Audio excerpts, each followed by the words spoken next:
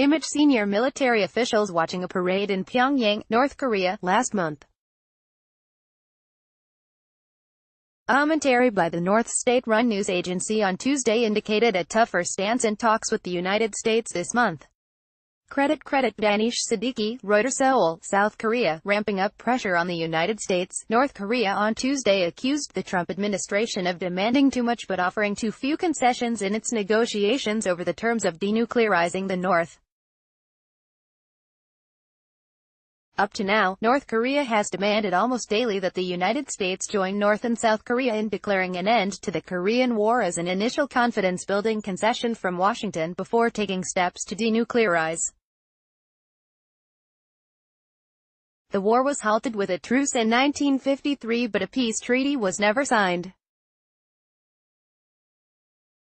The United States insists that before it grants any concessions to North Korea, the North must do more to keep its end of the deal. Kim Jong-un reached in his talks with President Trump in Singapore in June, when the North Korean leader promised to work toward the complete denuclearization of the Korean peninsula. United States officials and analysts have called on the North to submit a full inventory of its nuclear program for verification and to start dismantling its nuclear and missile facilities.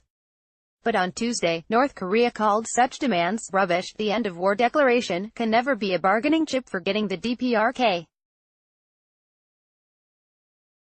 denuclearized, the North state-run Korean Central News Agency said, using the acronym for the country's official name, the Democratic People's Republic of Korea. If the U.S. doesn't want the end of war, the DPRK will also not particularly hope for it. The commentary indicates the North will drive a hard bargain when Secretary of State Mike Pompeo makes his fourth visit to Pyongyang, the North Korean capital, this month. Mr. Pompeo has accepted an invitation to visit the North to narrow differences over the terms of denuclearizing and arrange a new summit meeting between Mr. Kim and Mr. Speaking at the United Nations General Assembly last week, the North's Foreign Minister, Ho, said his country's willingness to denuclearize the Korean peninsula so it could focus on economic development should not be questioned. Mr. Ri reiterated that North Korea will never give up its nuclear weapons unilaterally before Washington proves its trustworthiness by taking corresponding steps. He cited Washington's campaign to escalate sanctions as evidence of continuing American hostility. Image the North's Foreign Minister, Ho, at the United Nations General Assembly last week. He said that the North would never give up its nuclear weapons before Washington proves its trustworthiness. CreditCreditDanish, the New York Times on Tuesday, North Korea cited goodwill gestures it said it has taken to demonstrate a willingness to move toward denuclearization.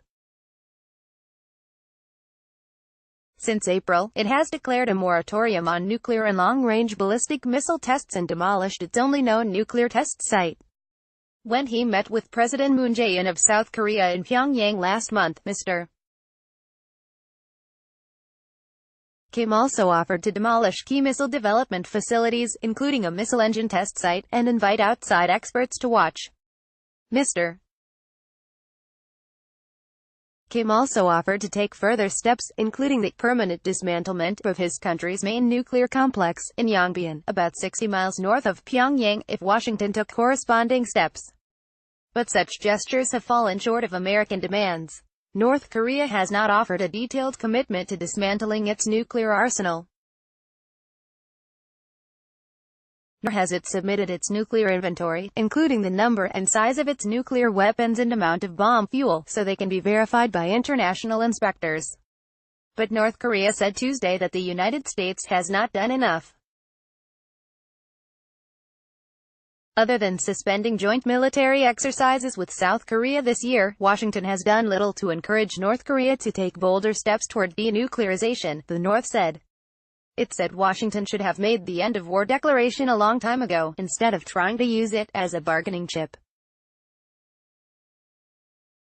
Some analysts in Washington and Seoul, the South's capital, fear that the North would use an end-of-war declaration as a justification to step up its campaign for the withdrawal of 28,500 American troops based in the South. Mr. Moon, the South's leader, supports an end-of-war declaration. But he says that he and Mr. Kim share an understanding that the declaration would not affect the status of American troops in South Korea, and would serve only as a prelude to negotiating a peace treaty to formally end the war. Mr. Moon is banking on Mr. Kim and Mr. Trump to use their personal ties to create a breakthrough in the stalled nuclear talks. Over the weekend, Mr. Trump said that he and Mr. Kim fell in love after he received beautiful letters from the young North Korean dictator.